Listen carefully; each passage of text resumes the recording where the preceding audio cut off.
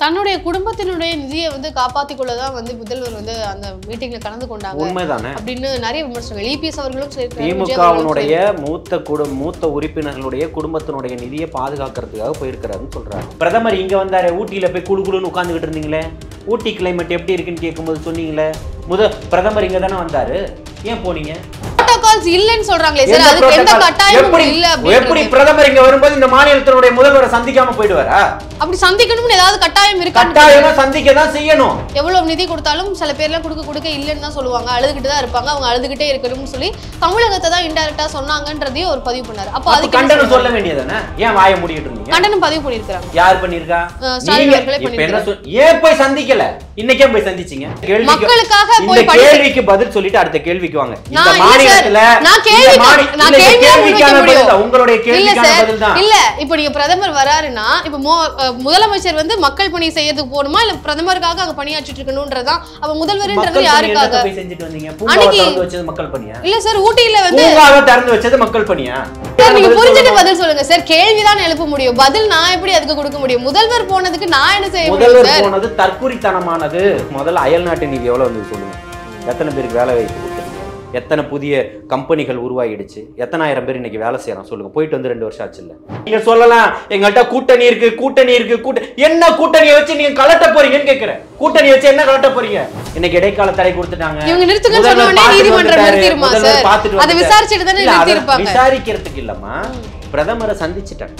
இவங்களுக்குள்ள எல்லாம் பேசி அமிக்கபிளா முடிச்சுக்கிட்டாங்க. இன்டைரக்டா பேசிட்டாங்க. இனி அடுத்தது வரும், ஜட்ஜி மாறுவாரு. எங்களுக்கு தெரியாதா?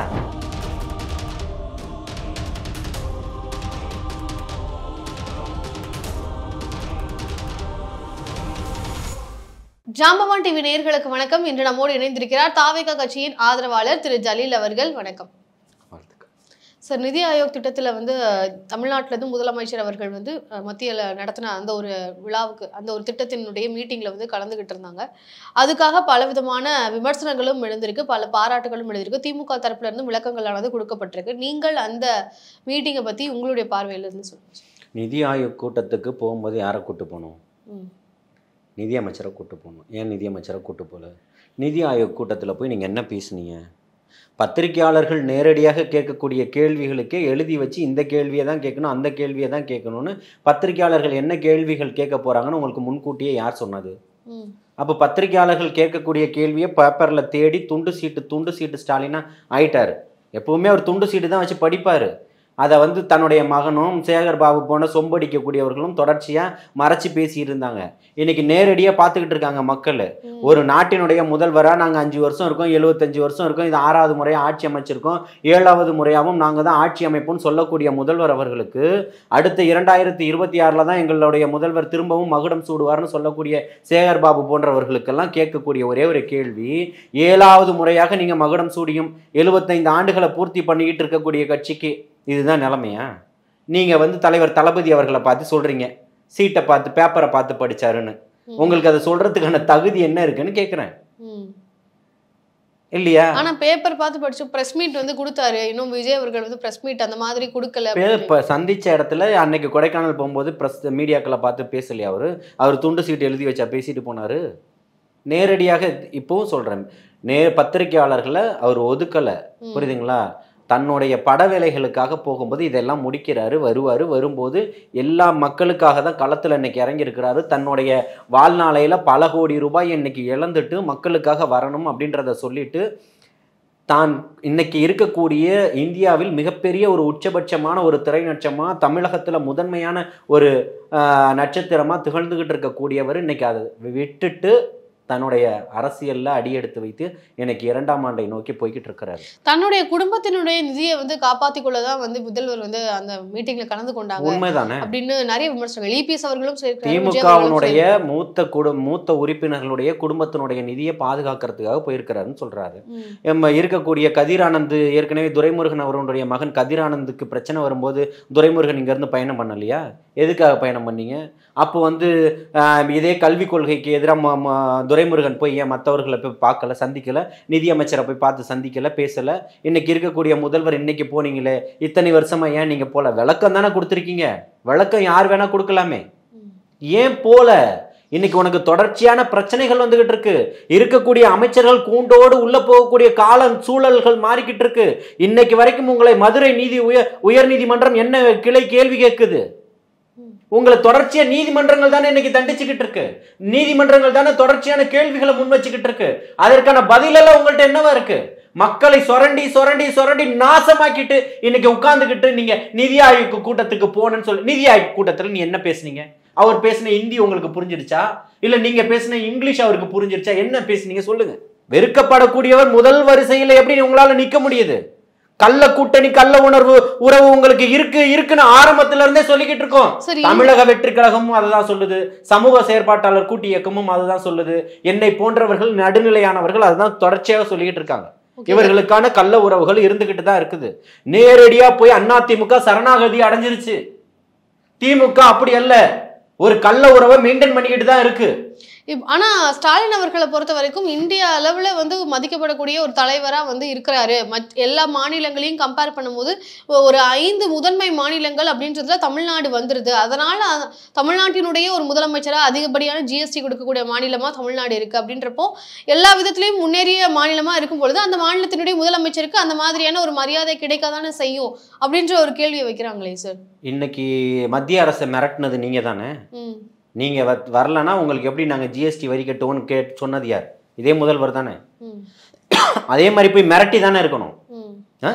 சேகர்பாபு பேட்டியில் என்ன கொடுக்குறாரு? இன்னைக்கு ஒன்றியத்தில் இருக்கக்கூடியதுலயே மத்திய அரசு, ஒன்னும் ஒன்றியம் சொல்லல, மத்திய அரசுன்னு சொல்ல, ஒன்றியத்தில் இருக்கக்கூடியதுலயே இன்னைக்கு மத்திய அரசுன்னு சொன்னா என்ன அர்த்தம்?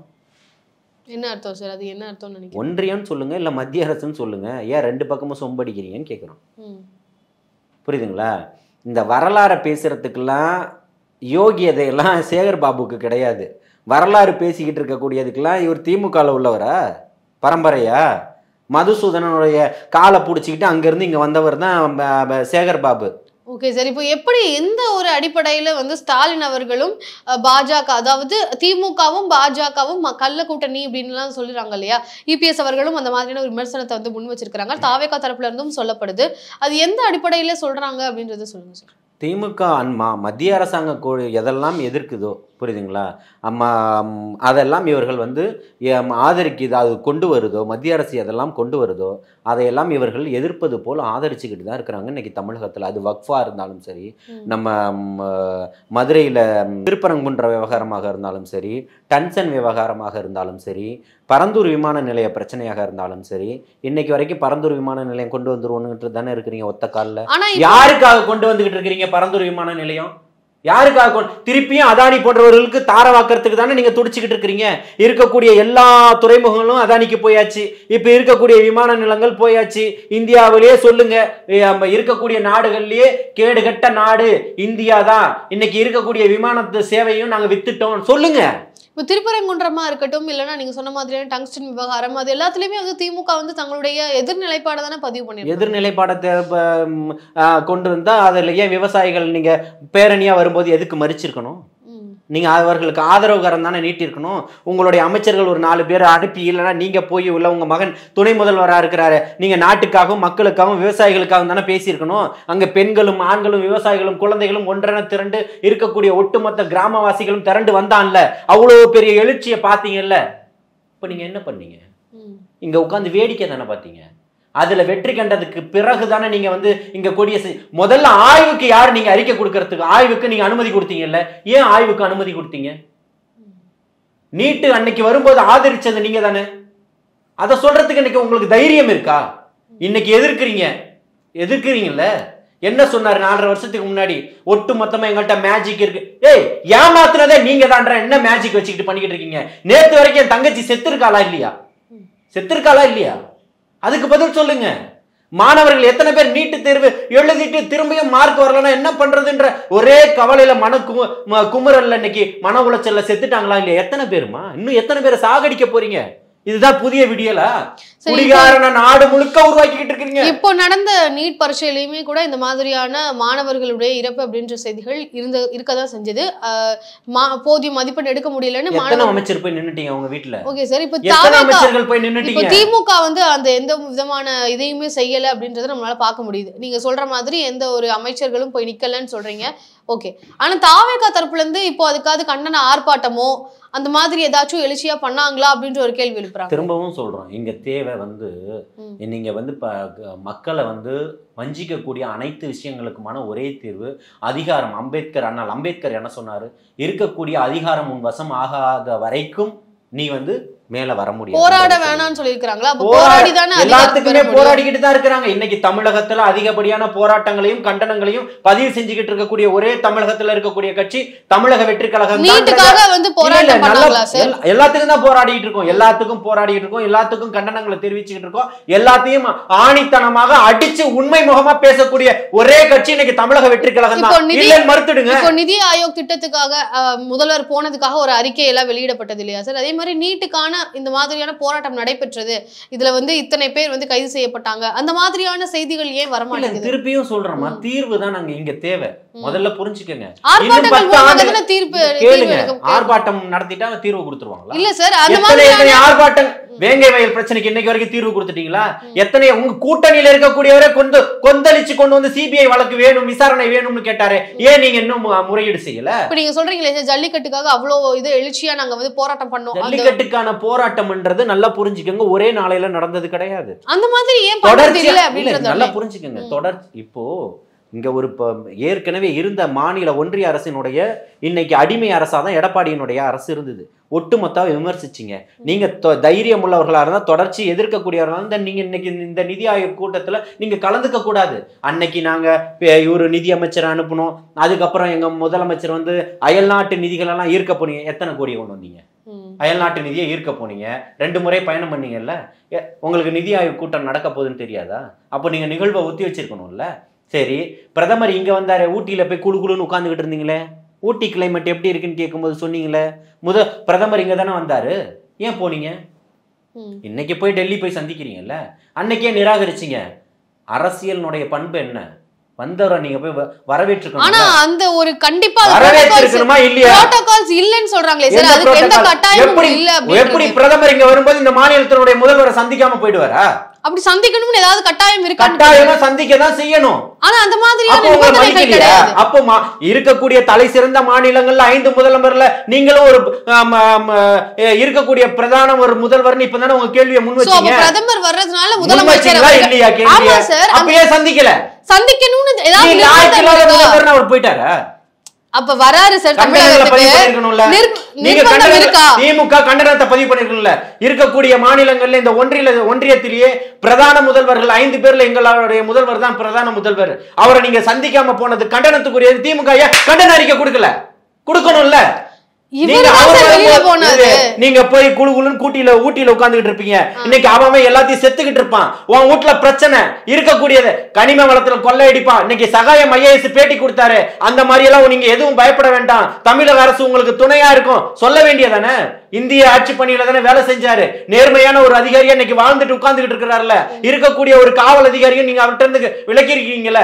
அப்ப தமிழக அரசு நான் உங்களுக்கு பாதுகாப்பு தரேன், அவருடைய பாதுகாப்பை உறுதி செஞ்சிருக்க வேண்டாமா? நீங்க தைரியமா விசாரணைக்கு போங்க நீதிமன்றத்துக்கு. உங்களுக்கு தமிழக அரசு முழு பாதுகாப்பை கொடுக்கணும் ஏன் சொல்லல?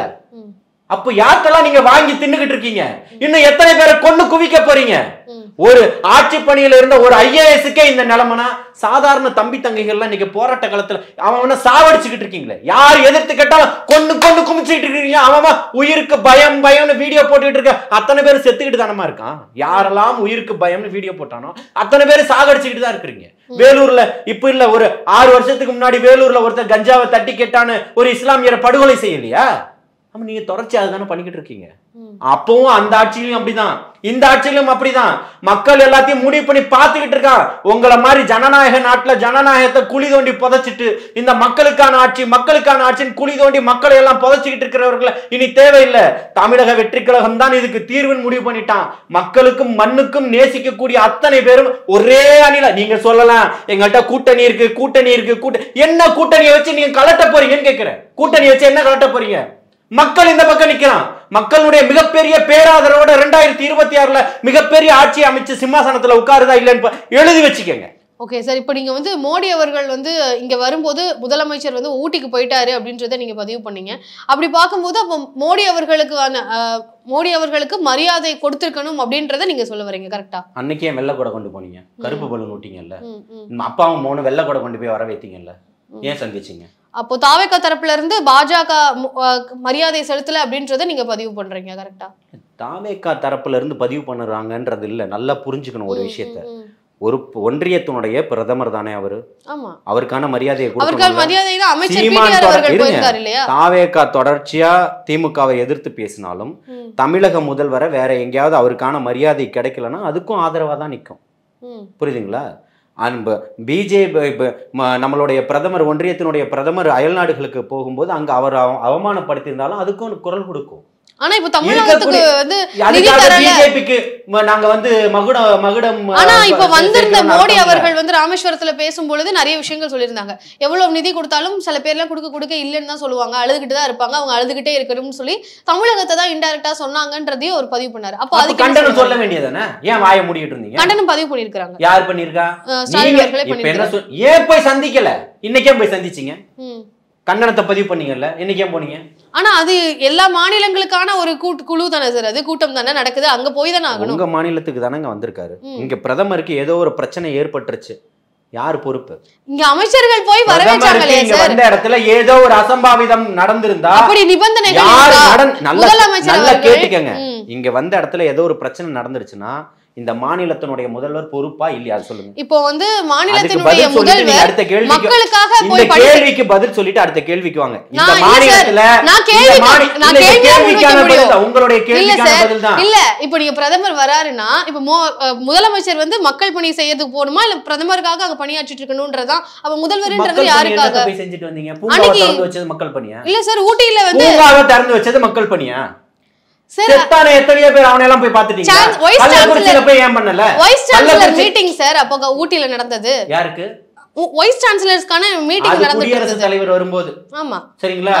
நான் கேட்டபோது பிரதமர் வரும்போது குடியரசுத் தலைவர் நிகழ்ச்சியை ஏன் புறக்கணிச்சீங்க சொல்லுங்க? இப்போ வைஸ் சான்சலர் மீட்டிங் வந்து கண்டிப்பா போயிருக்கணும் அப்படி சொல்றீங்க. முதல் கேள்விக்கு நீங்க என்ன பதில் சொல்லல. சரி, இப்போ என்ன கவர்மெண்ட் நான் கேட்ட முதல் கேள்விக்கு நீங்க என்ன பதில் சொல்லல? சார் அரசு தரப்பு இருக்குது, நான் எப்படி சார் பதில் சொல்ல முடியாது? நீங்க அரசு கிட்ட தான் கேட்கணும். போனது சரியா தவறா அதுக்கு பதில் சொல்லுங்க. நான் அதுக்கு பதில் சொல்ல முடியாது சார். நீங்க தான கேள்வி எழுப்புனீங்க. கேள்வியாளர் நீங்க தானே. கேள்வியாளர் நீங்க தானே. அப்ப இதற்கான கேள்விக்கு நீங்க நீங்க புரிஞ்சிட்டு பதில் சொல்லுங்க சார். கேள்வி தான் எழுப்ப முடியும், பதில் நான் எப்படி அதுக்கு கொடுக்க முடியும்? முதல்வர் போனதுக்கு நான் என்ன செய்ய முடியும்? முதல்வர் போனது தற்குறித்தனமானது, அததான் சொல்றோம். அது நீங்க பதிவு பண்ணுங்க. அது எத்தனையோ அமைச்சர்கள் இதுக்கு முன்னாடி பதிவு பண்ணிருக்கீங்க. மாநிலத்துல நாங்க எதிர்த்தாலும் இணக்கமாக போகும்போதுதான் மாநிலத்தினுடைய நிதிகளையும் திட்டங்களையும் நாங்கள் செயல்படுத்த முடியும் சொல்லியிருக்கீங்களா இல்லையா? கடந்த காலங்கள்ல வரலாறு இருக்கா இல்லையா? இருக்கா இல்லையா? அதுக்காக ஆமா சொல்லுங்க. அது சொல்லலாம். நீங்க கடந்த காலங்கள்ல மத்திய அரசோடு இணக்கமாக நாங்க போகும்போது தான் ஏன் பிரதமரை போய் பார்த்தீங்க, ஏன் நிதியமைச்சரை போய் பார்த்தீங்க, ஏன் உள்துறை அமைச்சரை போய் பார்த்தீங்க, ஏன் கல்வித்துறை அமைச்சரை போய் பார்த்தீங்க, ஏன் விவசாயத்துறை அமைச்சரை போய் பார்த்தீங்கன்ற கேள்விகள்லாம் எழும்போது திட்டங்கள் தேவைக்காகலாம் நாங்க போய் கேட்கும்போது தான் அவர்கள் அதற்கான திட்டங்களையும் நிதிகளையும் கொடுப்பாங்கன்னு சொன்னீங்க. அப்படிப்பட்டவர் நீங்க போய் தேடி போய் பார்க்க வேண்டாம். உங்க மாநிலத்துக்கு வரும்போது அதற்கான மரியாதையை கொடுத்துருக்கணும்ல. நீங்க ஆட்சியிலேயே இல்ல மரியாதை கொடுத்திருந்தா நிதி கொடுத்திருப்பாங்களா சார்? அவங்க கொடுக்கறாங்க இல்ல, அது தேவை சார். மரியாதைன்றது நீங்க எதை சொல்றீங்க சார்? அமைச்சர் இங்க இருந்து ஒரு அமைச்சர் போய் தான் வரவேற்றிருக்காரு. பிடிஆர் மரியாதைன்றது எதுன்னு கேட்டீங்கன்னா, இங்க பிரதமராக இருக்கும்போது இந்த அம்மையார் ஜெயலலிதா அவர்கள் இங்க ஆட்சியில இருக்கும்போது அவரையும் சந்திச்சுட்டு கலைஞரையும் சந்தித்தாரா இல்லையா? பிரதமர் சந்தித்தார்ல. இது மரியாதை நிமித்தமான சந்திப்பு. சரிங்களா? மூத்த ஒரு அரசியல்வாதி. சரி, இப்ப மரியாதை தான் இப்ப பிரச்சனைன்னு சொல்றீங்களா? நீங்க சொல்லக்கூடிய விளக்கம் தான். அன்னைக்கு நாங்க இந்த வேலை இருந்துச்சு, நாங்கள் அங்கே போயிட்டோம், இந்த இப்போ நிதியமைச்சர் இந்த ஊருக்கு அமைச்சிருந்தோம், இங்கே அயல்நாட்டு நிதி. சரி, முதல்ல அயல்நாட்டு நிதி எவ்வளோ வந்தது சொல்லுங்கள். எத்தனை பேருக்கு வேலை வாய்ப்பு கொடுத்துட்டீங்க? எத்தனை புதிய கம்பெனிகள் உருவாகிடுச்சு? எத்தனை ஆயிரம் பேர் இன்னைக்கு வேலை செய்யறோம் சொல்லுங்க. போயிட்டு வந்து 2 வருஷம் ஆச்சு இல்லை, ஆயிடுச்சு இல்லை? ஏன் இன்னைக்கு யாருமே பண்ணல, எந்த கம்பெனியுமே உருவாகலை. பூராவும் பொய்யா பண்ணிட்டு வீட்டு துட்டெல்லாம் கொண்டு போய் எல்லா நாட்டிலையும் போய் முதலீடு செஞ்சுட்டு இருக்கிற கொள்ளை அடிச்சதெல்லாம் பாதுகாப்பு பண்ணிக்கிட்டு இன்னைக்கும் டாஸ்மாக்ல 1000 கோடிக்கு மேல கொள்ளை அடிக்குது. இருக்கிற பிரச்சனையை மூடி மறைக்கிறதுக்காக இங்க இருந்து ஓடி போய் நின்றுட்டு என்ன கேள்வி கேட்கணுமோ அதை எழுதி கொடுத்து பத்திரிகையாளர்கிட்ட கேள்வி வாங்குறதெல்லாம் ஒரு வேலையா? ஆனா சுப்ரீம் கோர்ட் வந்து நீங்க பிரதான மாநிலத்தினுடைய 5 முதலமைச்சர்ல நீங்க ஒருத்தர், வெக்கமா இல்ல உங்களுக்கு சொல்றேன். ஆனா சுப்ரீம் கோர்ட் வந்து அந்த ஒரு விஷயத்துக்கு ஈடிஏ வந்து கேள்வி எழுப்பியிருக்காங்க. இடைக்கால தடை தானே கொடுத்திருக்கு. ஈடிஏ கேள்வி இடைக்கால தடை கொடுத்திருக்கு. கேள்வி எழுப்புறது நீதிமன்றத்தினுடைய எல்லாருமே கொண்டு போகக்கூடிய அத்தனையுமே இது பண்ணணும்ல. இன்னைக்கு மதுரை உயர் நீதிமன்றம் கீழே என்ன சொல்லியிருக்கு? அப்ப சுப்ரீம் கோர்ட் சொன்னது வந்து நிராகரிக்கப்படுதா சார்? நிராகரிக்குது. அப்ப அதையும் நம்ம கவனத்துல வைக்கணும் இல்லையா? சரி, இல்ல நான் விசாரணை நடத்திட்டு போங்கன்னு விட வேண்டியது. ஏன் இடைக்கால தடை கேக்குறீங்க? நீங்க பக்காவா இருக்கீங்கல்ல, ஏன் இடைக்கால தடை கேக்குறீங்க? 1000 கோடி ஊழல்ன்றதை எந்த ஆதாரத்துல குறிப்பிடுறீங்கன்றத சுப்ரீம் கோர்ட் விசாரிக்குதுல, விசாரிச்சு கொடுக்க போகுது. அதுதான் சுப்ரீம் கோர்ட் தானே கேள்வி எழுப்பியிருக்காங்க, நீதிமன்றம் தான் கேள்வி எழுப்பியிருக்கு. அப்ப அதுக்கு பதில் சொல்லுவாங்க. அதை உடனே நிறுத்துங்கன்னு ஏன் போறீங்க? இன்னைக்கு இடைக்கால தடை கொடுத்துட்டாங்க, இவங்க நிறுத்துங்கன்னு சொன்ன உடனே நீதிமன்றம் நிறுத்திருமா சார்? அதை விசாரிச்சுட்டு தானே நிறுத்திருப்பாங்க. விசாரிக்கிறதுக்கு இல்லம்மா, பிரதமரை சந்திச்சிட்டாங்க, இவங்களுக்குள்ள எல்லாம் பேசி அமிக்கபுல்லா முடிச்சுக்கிட்டாங்க, இன்டைரக்டா பேசிட்டாங்க. இனி அடுத்தது வரும், ஜட்ஜி மாறுவாரு. எங்களுக்கு தெரியாதா? இன்னைக்கா பாக்குறோம், இருக்கக்கூடிய இடியினுடைய அதிகாரியை மாத்துவாங்க. தமிழ்நாட்டுல யார் இருக்கிறாங்களோ அவங்கள மாத்துவாங்க. இன்னைக்கு அவர் அப்பா காலத்துல இருந்து அரசியல்வாதினா நாங்களும் அப்பா காலத்துல இருந்து அரசியல்வாதி தான். புரியுதுங்களா? அவர் மட்டும் அவருதான் துண்டு சீட்டு வச்சுக்கிட்டு பேசுறாரு. அந்த அவசியம் எங்களுக்கு இல்லை. புரியுதுங்களா? நீங்கள் துண்டு சீட்டு வச்சு என்ன கேள்வி அவங்க கேட்கணுன்ற, அப்ப இங்க வரத்துக்கு முன்னாடி சுவேதா எனக்கு கேள்வி கொடுத்துட்டு அதுக்கு பதில் கேட்குறீங்களா என்கிட்ட? ஸ்டாலினை நீங்க பேட்டி எடுத்தீங்கன்னா அப்படிதான் எடுக்கணும். உதயநிதியை பேட்டி எடுத்தீங்கன்னா அப்படிதான் எடுக்கணும். இருக்கக்கூடியவர்கள் மாதிரி சொம்படிக்கிறவர்கள் தமிழக வெற்றி கழகத்துக்கு துரத்தி அடிக்கக்கூடியவன் தான் இங்க உட்காந்துக்கிட்டு இருக்கிறான். அவனை பார்த்து ஏன் பயப்படுறீங்க? பச்சாவாவே இருந்துட்டு போறான். யார் அப்பாவா அவனுக்கு பச்சாதான். உங்களுக்கு என்ன பிரச்சனை? பச்சாவை பார்த்து ஏன் பயப்படுது? இன்னைக்கு பக்கம் பக்கமா அறிக்கை இருக்கக்கூடிய அமைச்சர், அந்த அமைச்சர், இந்த அமைச்சர், வெந்த அமைச்சர், நொந்த அமைச்சர், எல்லா அமைச்சரும் பேட்டி கொடுக்குறீங்களே, அந்த பச்சாவை பார்த்து தானே, அந்த காலனை பார்த்து தானே கொடுக்குறீங்க. உங்களுக்கு அசிங்கமா இல்ல? நீங்க அந்த கேள்வியை காதுலயே வாங்கிருக்க கூடாது. நேற்று முளைச்ச காலானுக்கு எதுக்கு பதில் சொல்லணும் அப்படின்னு அதுதான்மா. நீங்க ஏன் பதில் சொல்லணும்னு சொல்றீங்க?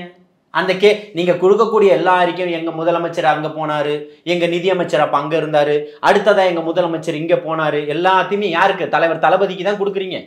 அதெல்லாம் கொடுத்துட்டு நேத்து முளைத்தவர்களுக்கு நாங்கள் கொடுக்க வேண்டியதில்லை. நேத்து முளைத்தவர் தானே 2026 பாருங்க, பின்னங்கால் பெரடியில் அடிக்க ஓட விடுறாங்களா இல்லையா மக்கள் உங்களன்னு பாருங்க. அப்ப தெரியும் நேத்து வந்தவரு முந்தா நாள் வந்தவருன்னு. கற்பனையில மேந்துகிட்டு இருக்கிறாரு சேகர் பாபு. புரியுதுங்களா? என்ன வானத்துல இருந்து குதிச்சுட்டாரா? சேகர் பாபுக்கு எங்கெல்லாம் சொத்துக்கள் இருக்கு, அதையெல்லாம் எப்படியெல்லாம் பாதுகாத்துக்கிட்டு இருக்கிறாருன்னு பக்கம் பக்கமா போட்டு கிழிச்சுக்கிட்டு இருக்கிறாரு சவுக்கு சங்கர். போய் கேட்க வேண்டியதானே? சவுக்கு சங்கரை எதிர்த்து பேச வேண்டியதானே?